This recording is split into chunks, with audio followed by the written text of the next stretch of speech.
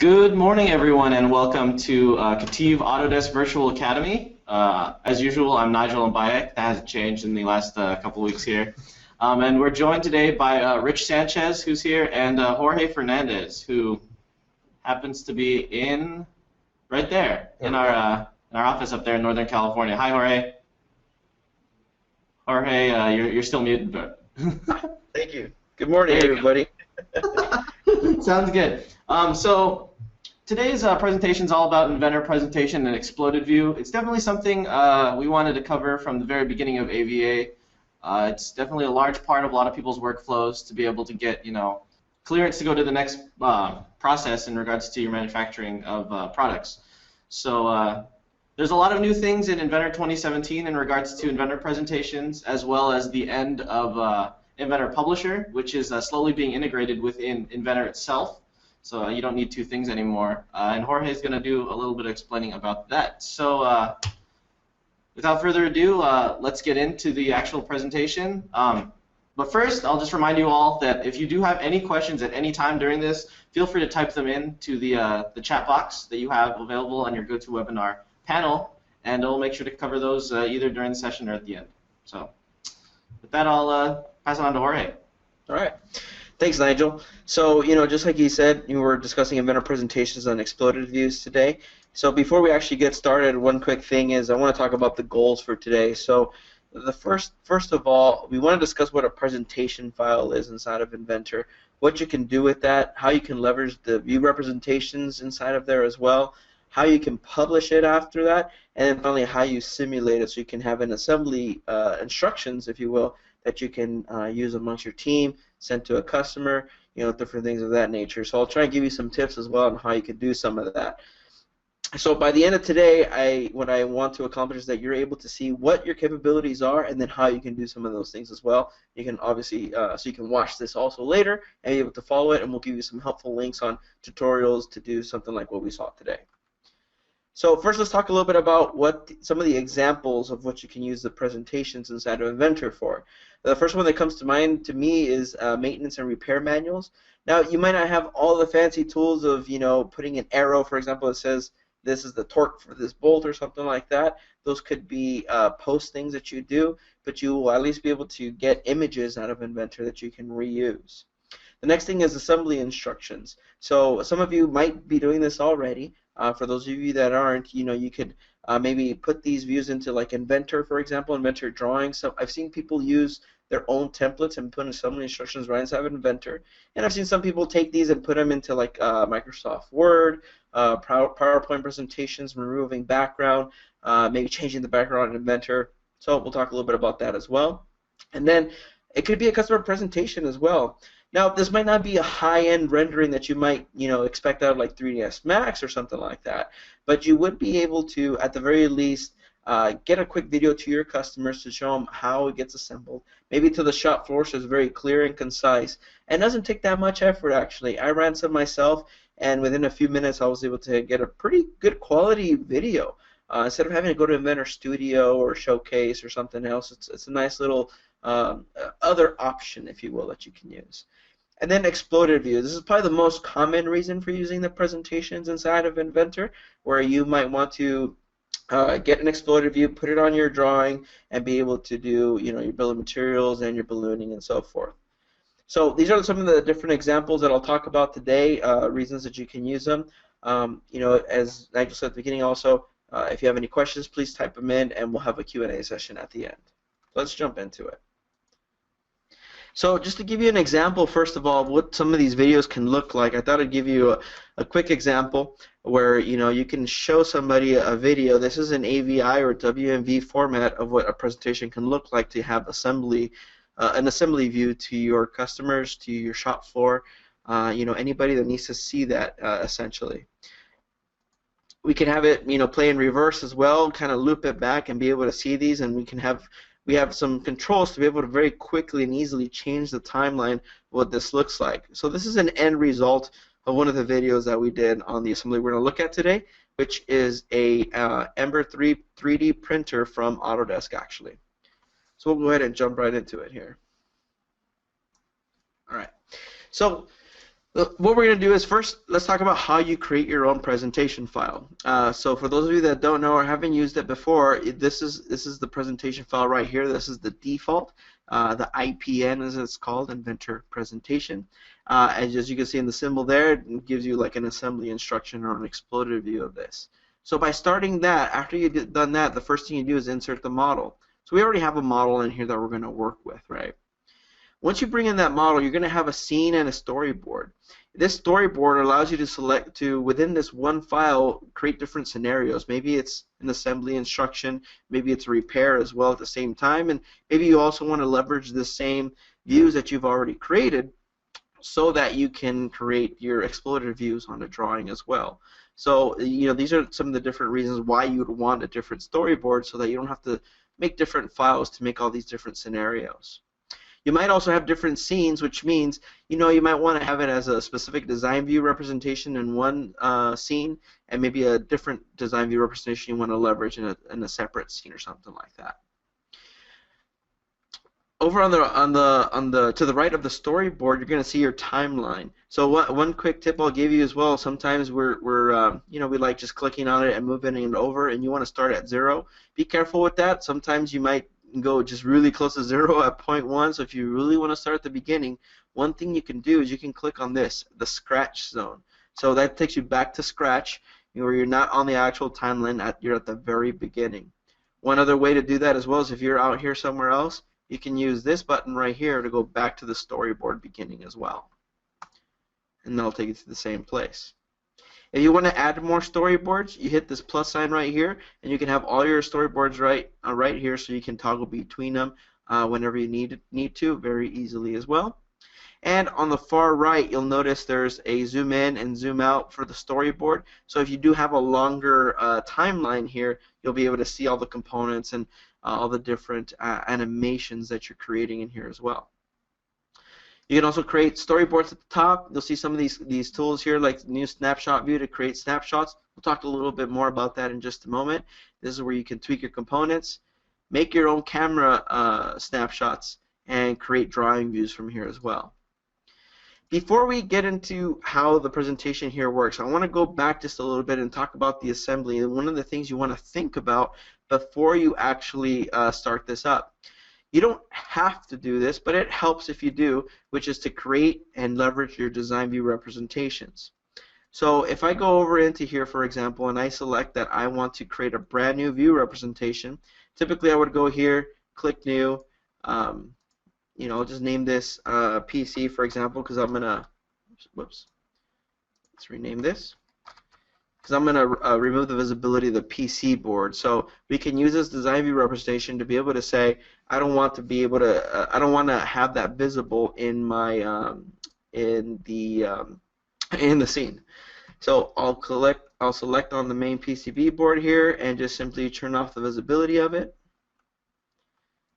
And then right here, what it's asking me here, it's saying, hey, you already are using this in a presentation, so it's asking, do you want to remove associativity to that? I can say OK to this, and that way I have a view representation that's using that. So I had it the master before. The master one is locked, so you can't use that to make changes to it, right? Because it's locked actually. So that's what's going on here. We'll go back to my PC one and remove visibility there. Alright, that's one way to do it. We can also go back to the presentation, and we don't have to necessarily use those view representations. How do we control that for something that's already in here? You can right-click on the scene and go to Representations and choose which one you want to use and if you want it to be associative or not. You can also at any time go back and unclick the associativity, so you're not going to lose that. Some people in the past have been asked before, will you lose that? The answer is no. You just want to make sure you actually keep it clicked on, like that.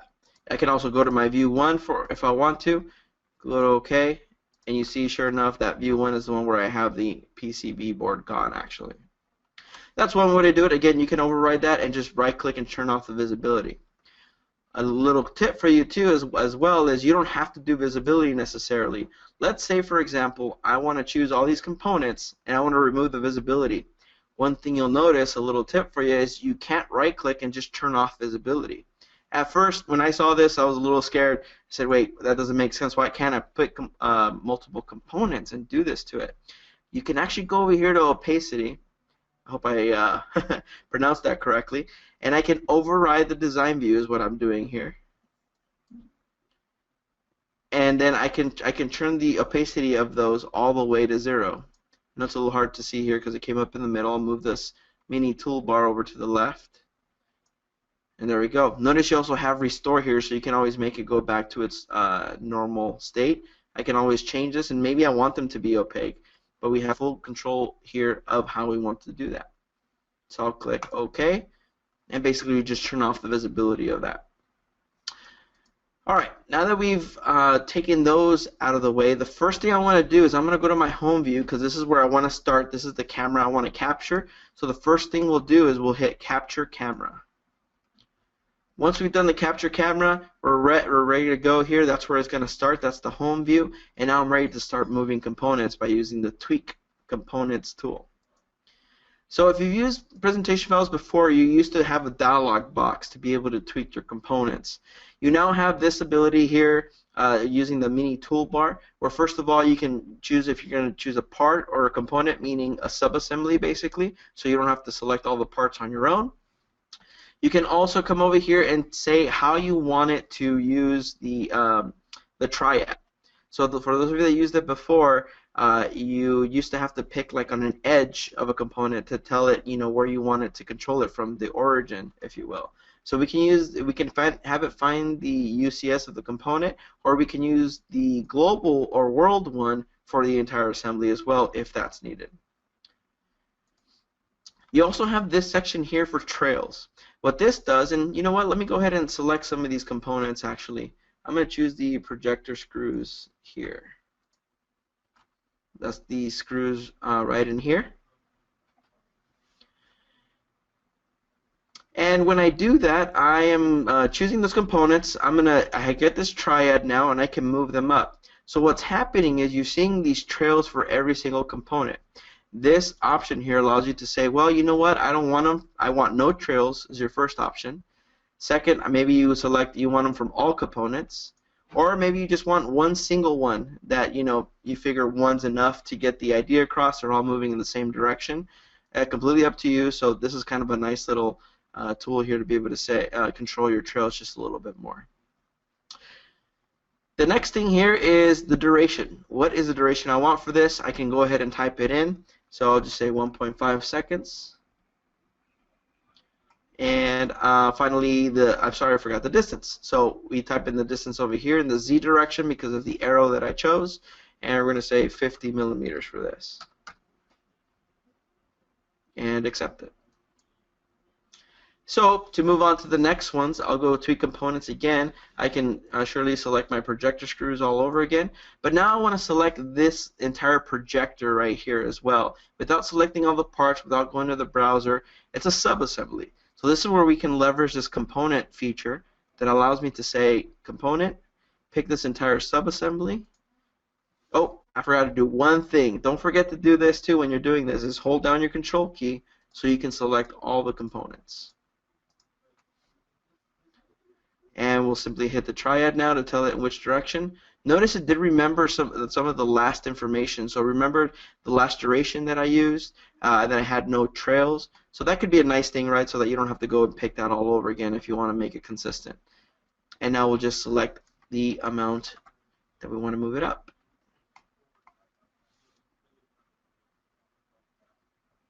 All right. 200, 1.5, no trails. That's exactly what I want. I'll go ahead and OK that. Now what I've done though is I've moved this camera, right, because of what I had before. Now I need to make sure it's completely expanded to this view. So I'm going to hit the home view now so that it makes it a fixed distance according to the position of all the things. So now I'm going to use a capture camera. Now when I do that, watch what happens down here at the bottom in your timeline. I hit capture camera, and now this little feature here lets you know that there's a camera position now that you want it to end on. So let me say that again. This is where it's going to end, right? So that when it moves up, it transitions to this view now, so you can be able to make sure that everything you want to see is surely going to show up. All right, let's do a few more tweaks here before we move on. Let's go tweak components again. And now I'm going to pick the fan screws here. Actually, let's move on from the fan screws. Let's get this moving a little faster. Let's go to the control panel, which is this section right here in the front. And again, I chose those screws. I'm going to come over here and go to component, hold down the control key, select that entire subassembly, and then I'm going to move it up 100 millimeters. Which I can do this quickly here. Tweak components.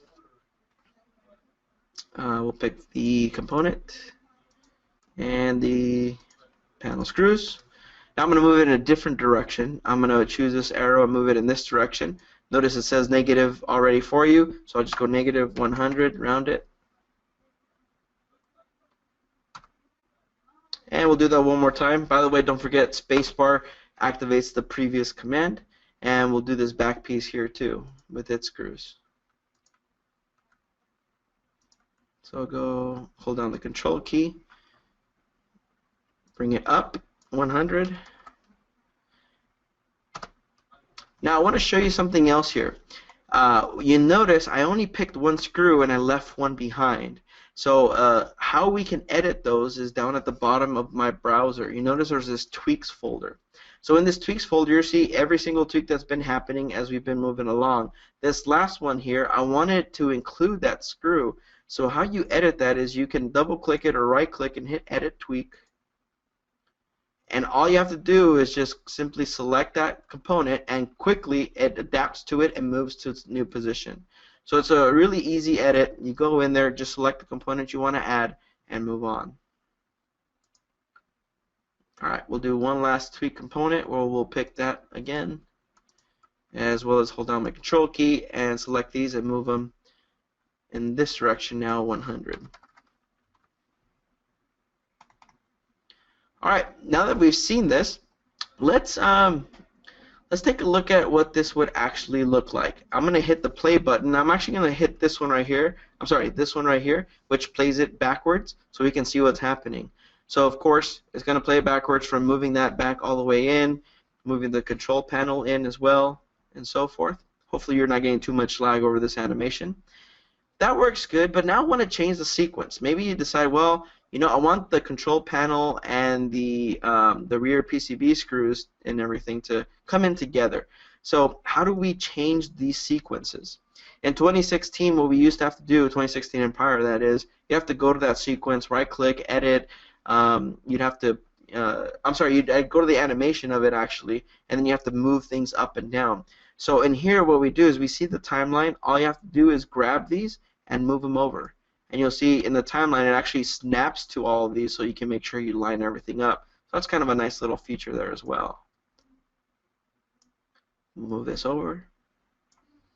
Alright, let's play backwards now. And of course they both move in together at the same time and have a slightly quicker assembly now going on. So now that I've showed you a little bit about how to change these sequences, you know, how to change the tweaks, how to add your own tweaks, let's talk a little bit about what we can do with these now that we've created these. So the first thing you want to look at probably is how do I publish a video out of this, because that was a nice way to get all this together. What we can do is we publish this video by using this command here. And this allows you to do a few things. One is if you had all your storyboards, it's going to allow you to take all your storyboards in one shot, or your current storyboard, or a specific range of time that you'd like as well. Notice you also have a reverse function here, so you can play it in reverse instead in case it's assembly instructions instead of disassembly or vice versa. And then over here we come and pick our resolution. I typically like to go the high resolution here. It does look a lot nicer. One thing I forgot to mention before we actually do this is if you want a nicer presentation what you can do is you go to the View tab, and you can come over here and say you want it in realistic mode instead. You can then turn on shadows, reflections, orthographic, change it to perspective if you want to, and then you can also turn on ray tracing. So what this gives you is the ability to get a more enhanced or real-life effect of the shadows and reflections of the parts onto itself. And if you do that, when you create your video, it'll actually take all that into mind as well. It'll basically be rendering all those different images as it goes through it. It will give you a much better recording. It will take just a little bit longer. To give you an idea, this one took me about 10 to 15 minutes when I ran it in a medium mode of ray tracing. So I'll turn those off. I just wanted to give you that little tip if you wanted a little bit higher end video out of it. So back to the presentation. If we go to video now, we can tell the name of it here. We can tell it where we want to save it to, and then finally if we want an AVI or a WMV of this as well. So that's what we can do for publishing. Now let's also talk about the snapshot views on the right-hand side. So this is going to allow you to create still images that you can reuse. You can do it a few different ways. One is you can actually use the create drawing view. This is to actually go to drawing mode and do it from there. But if you just right-click on snapshot views here, you'll see there's three options: new snapshot view, create drawing view, and publish to raster. So if I say new snapshot view, what it's going to do is going to take wherever I'm at currently in my timeline and create a snapshot of it. So you'll notice there's a little marker here.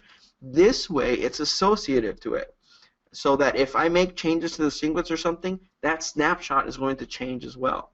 So for that matter, if I wanted it to be over here, let's say at 3 seconds instead, I wanted this snapshot. Now I right-click without selecting this, make sure that's not selected, and create a new snapshot view again. So you see there's a marker there now too, so that it's associative to it. And if anything changes at that marker, that snapshot will change as well.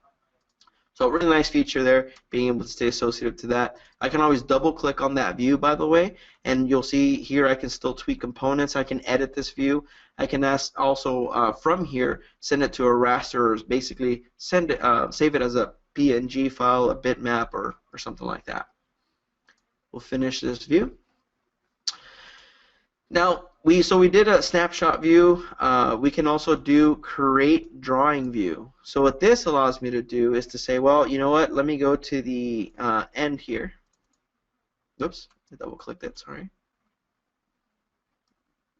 I'll even go to that point in the timeline here.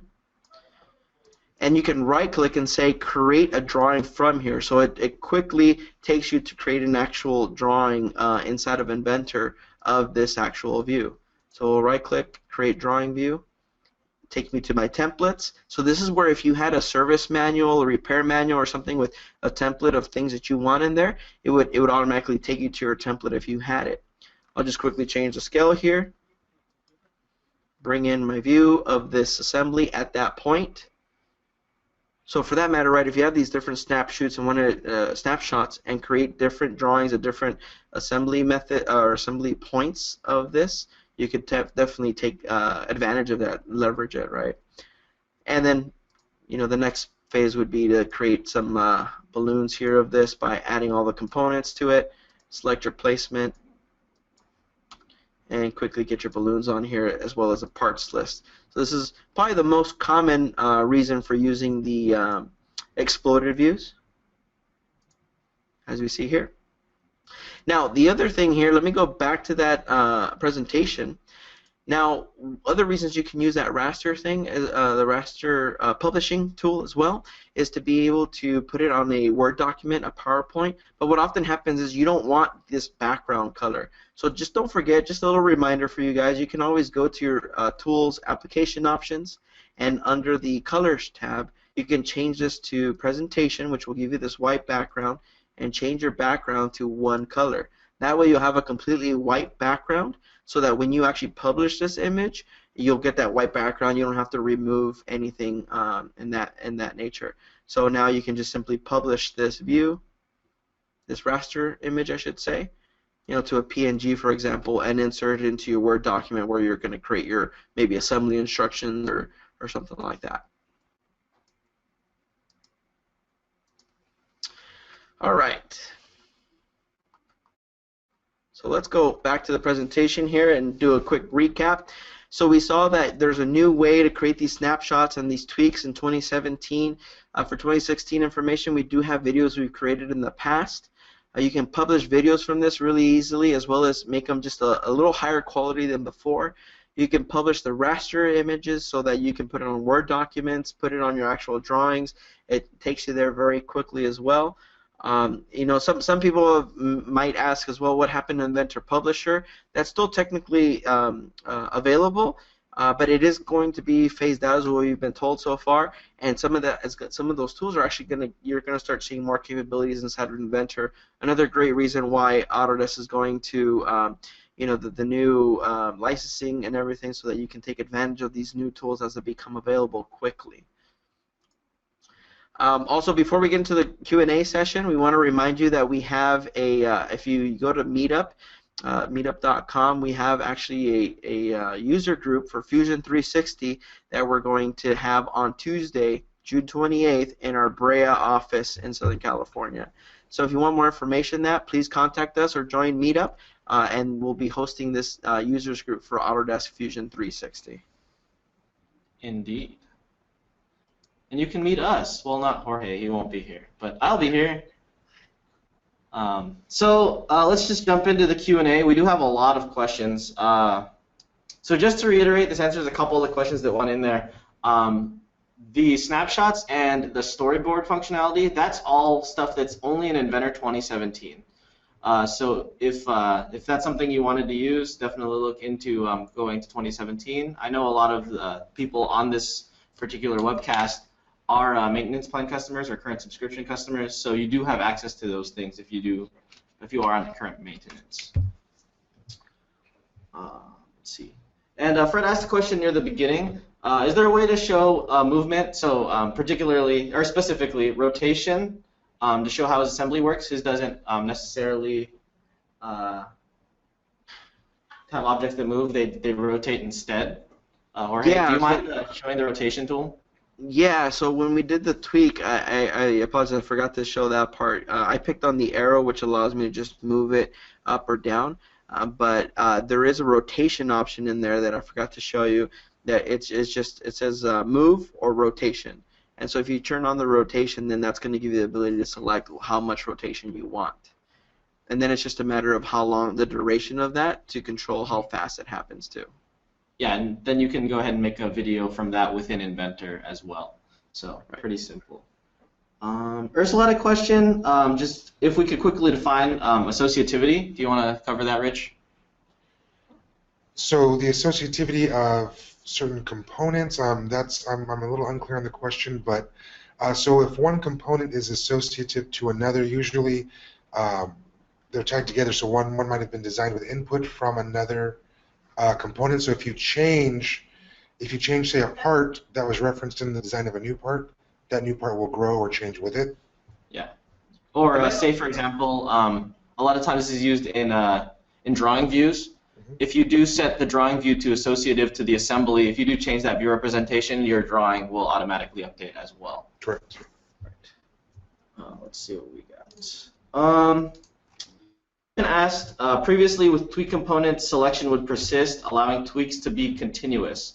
He's asking if that's no longer an option. It still is an option. If Jorge, do you mind going back to the presentation really quick? So what Steven is saying is whether or not you could have like an X movement and a Z movement within the same tweak. You could most certainly do that.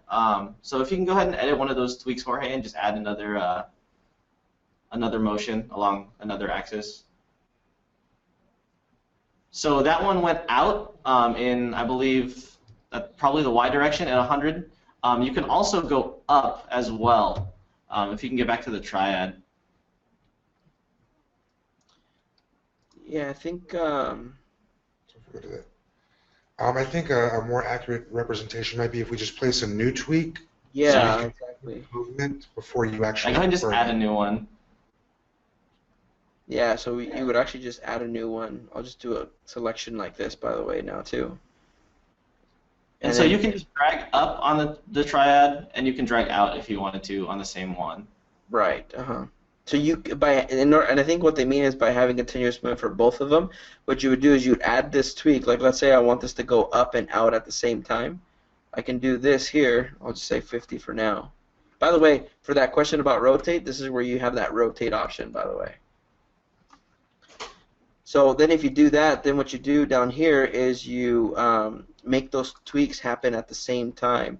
So you actually just move them over, and just that way they're moving at the exact same time. Right, and you can do that with any of these motions here. You can extend them from within the storyboard as well. You do have that option. So it's definitely very flexible in regards to exactly what you want to see or where. Yeah, so you're seeing some of that extending going on too. Mm-hmm. And if you do, this came up too, if you do want to rotate the assembly view during like one of the tweaks, you can go ahead, Jorge, do you mind just like going to the rear view of the assembly, just for demonstration purposes?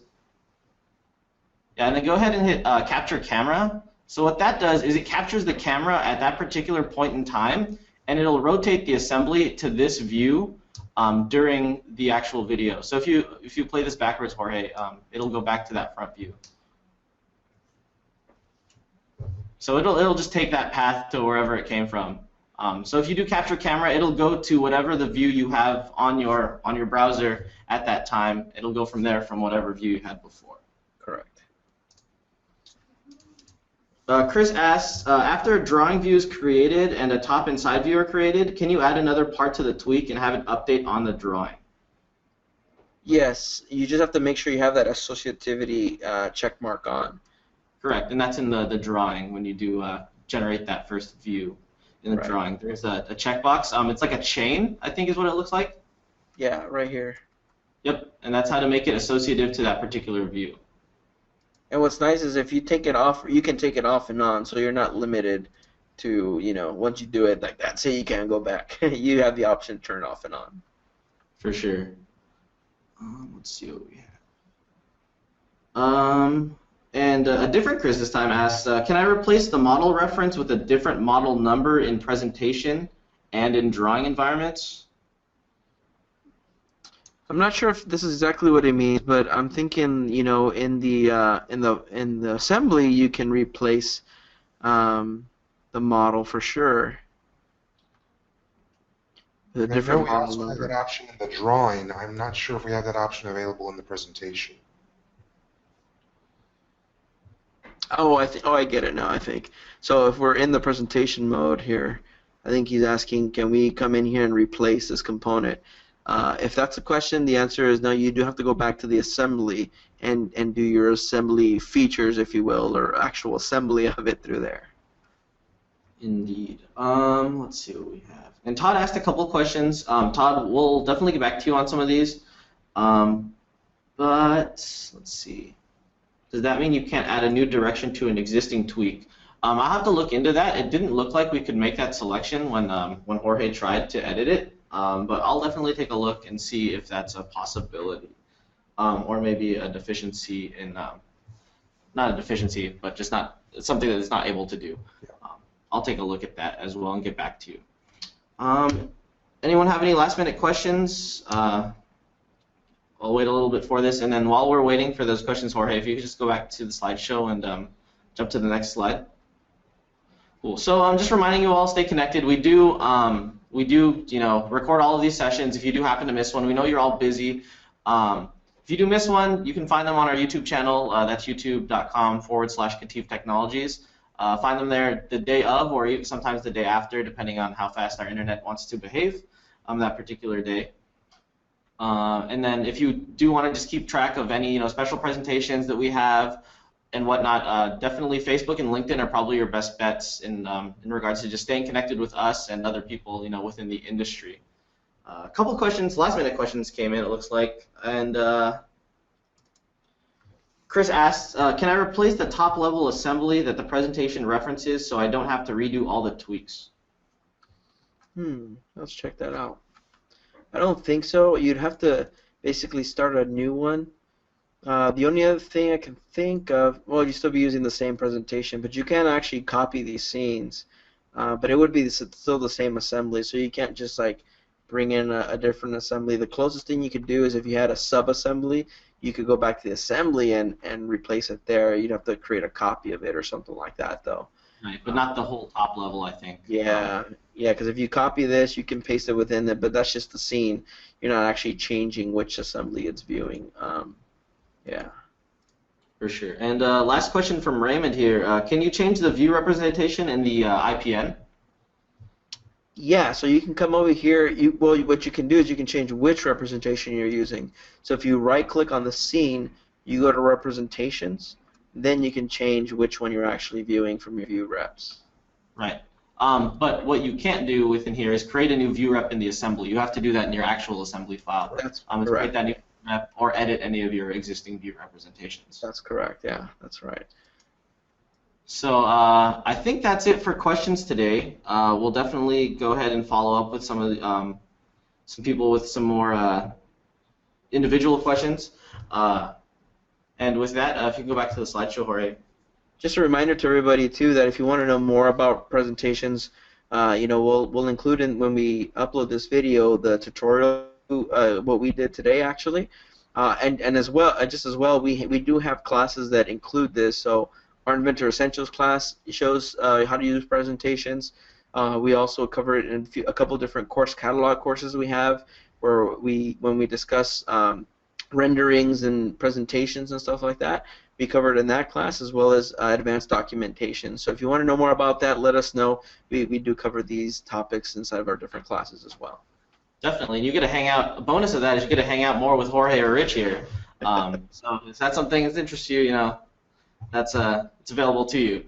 So we said again, we do have that Fusion meetup that is in-house on Tuesday. If you want to meet some of the KETIV team, you know, maybe we can answer some of your personal questions, whether or not they're Fusion or not. We'll definitely be here to answer stuff like that. So with that, I think this presentation's complete. Maybe Jorge can end this with a little song. No? Maybe next time. All right, sounds good, man. Thank you again for being here. Next week we do have a presentation. We're going to go over all of the new industry collections, and we're going to include, you know, kind of the differences between what you maybe already have and what will be available to you starting August 1st. So with that, I bid you all adieu. Bye. Bye, everybody.